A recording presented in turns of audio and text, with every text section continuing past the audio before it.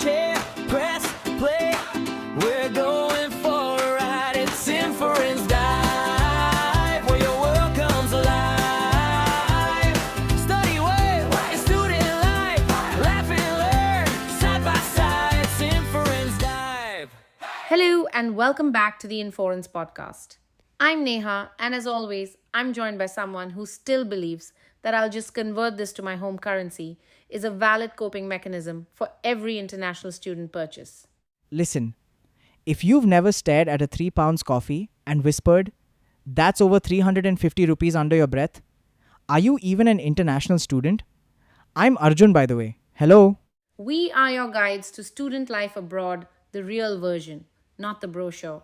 And today, we're getting brutally honest about the thing that makes everyone stare at their banking app in quiet panic: money, rent shock, surprise bills, and pretending you're fine when your budget says otherwise.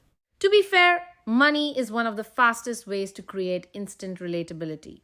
If you've ever cut back on food just to pay rent, or felt that first rent payment wipe out your entire account, this episode is for you. Let's start with the big picture. Because this isn't just you're bad at budgeting, it's a real global problem. Recent reports are showing that international students across the UK, Europe, North America, and Australia are being hit hardest by the cost of living crisis. Rent, food, transport, and health costs are all rising faster than their budgets. One comparison from early 2026 shows that in cities like London, Dublin, Toronto, Vancouver, and major US hubs, international students are now routinely facing monthly living costs well above £1,300 or the equivalent even before tuition. That's just to exist, not to thrive, not to travel, not to go out. And here's the painful part. Most international students don't have access to the same support systems as home students.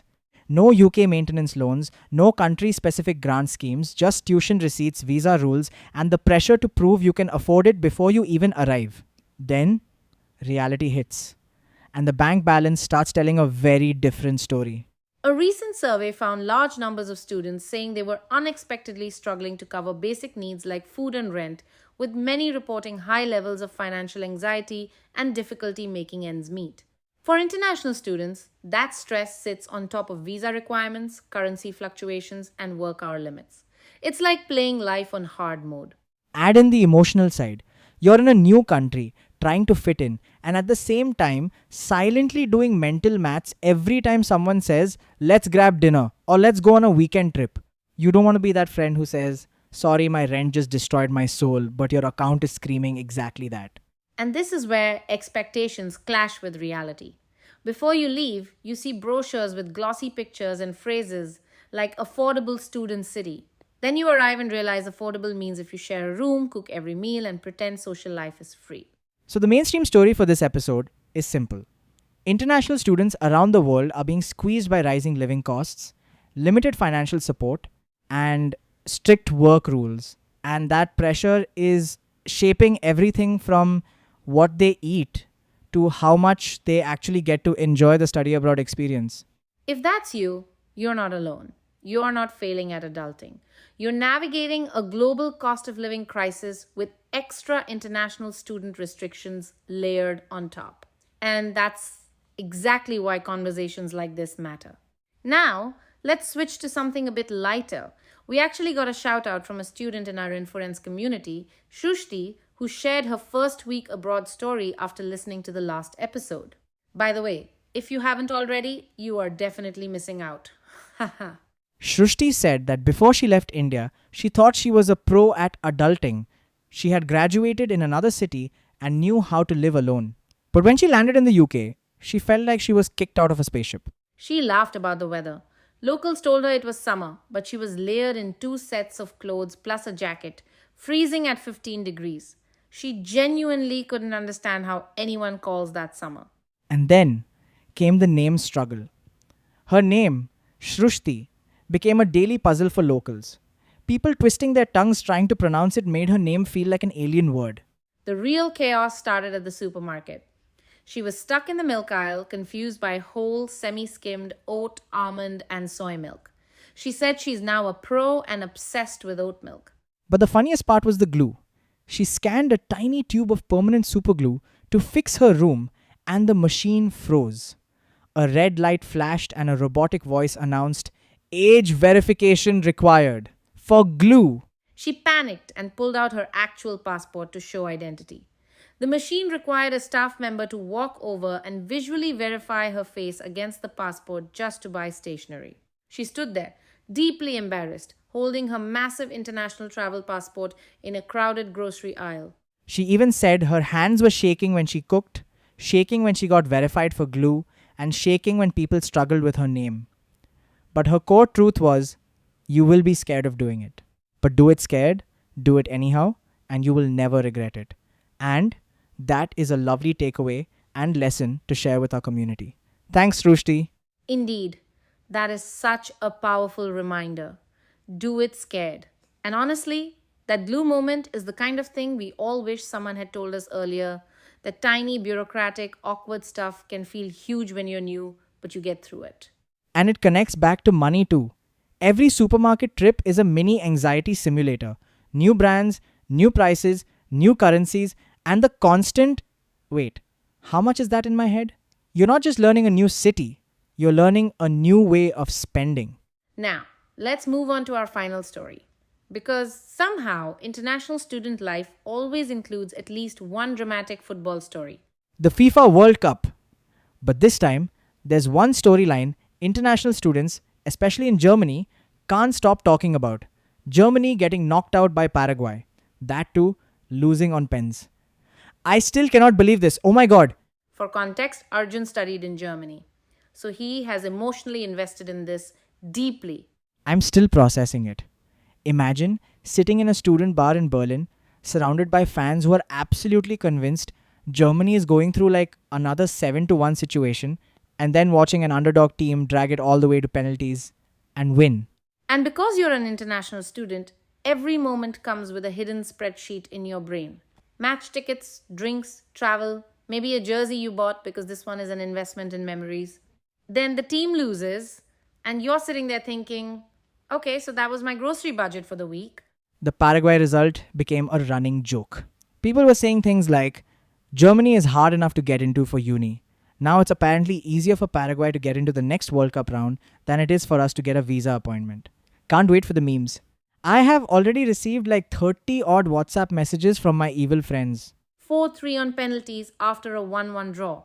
I can imagine Arjun just sitting there staring at the screen like, I did not budget emotionally for this. Look, you know it's bad when an entire room of students who are already stressed about rent and food suddenly agree, we cannot afford this emotional damage. At some point, you're like, my bank account and my football team are both in survival mode. But there's a bigger link here for international students. Big events, World Cups, concerts, festivals are tempting. You're abroad, it feels like once in a lifetime. But the reality is that tickets, travel, and accommodation can easily blow up a careful budget. So, although you don't want the FOMO, it is so important to ensure that you plan your budget accordingly. Exactly. For many international students, these events are a classic trade-off. Do you say yes to a £150 experience now, or keep that money for 3 weeks of food and unexpected bills later? There's no universal right answer, but there is a very real cost. And sometimes the smartest move is to let yourself enjoy the chaos from the sidelines, watch the match in a student bar, cook food at home with friends, stream it in a tiny flat, and save that extra cash for the moments that really matter to you. So, yes, Germany getting knocked out by Paraguay is funny in a football meme way. But it's also a reminder that hype is powerful. And as an international student, your budget has to be more powerful than the hype. So, let's recap our 3 stories. First, the mainstream reality. International students around the world are facing serious money stress from rising living costs, limited financial support, and strict rules on work and visas. Second, the light-hearted story. Shrushti's first week in the UK freezing at 15 degrees, struggling with her name, getting age verified for glue, and learning the supermarket the hard way. Her message, do it scared, do it anyhow. Own it. Third, FIFA. Germany's shocking exit against Paraguay actually has, in some ways, made it easier for France to go through, but I am still not ruling Paraguay out after this performance. Also, a reminder that big events can be amazing, but they also have a real financial price tag. The collective takeaway for this episode is money stress abroad is real, and as international students, you don't have to pretend you're fine. You can be honest about your budget, set boundaries, say no to plans, and still have a meaningful experience. Smart trade offs might look like cooking at home more often, choosing cheaper accommodation, saying yes only to a few big events per year, and using campus or community resources instead of trying to pay for everything alone. And emotionally, remember Shrishti's line. You will be scared of doing it, but do it scared. Do it anyhow. Whether that's your first supermarket trip, your first job interview abroad, or the first time you say, sorry, I can't afford that right now, it still counts. We want to hear from you. What's your biggest money mistake when you first arrived abroad? Did you cut back on food for rent, blow half your budget on a big event, or get age verified for something ridiculous like glue? Share your story with us. And remember, if you have a birthday, engagement, anniversary, exam win, visa approval, or a first week abroad moment, send it in. We want to celebrate you, not just your struggles. Exactly. Thanks for joining us on this episode of the Inforance podcast. We hope you feel seen, a little less alone, and more equipped to handle international student life on a tight budget. Remember, you'll be just fine, even if you're doing it scared. Stay in the Inforance community, and we'll see you next time.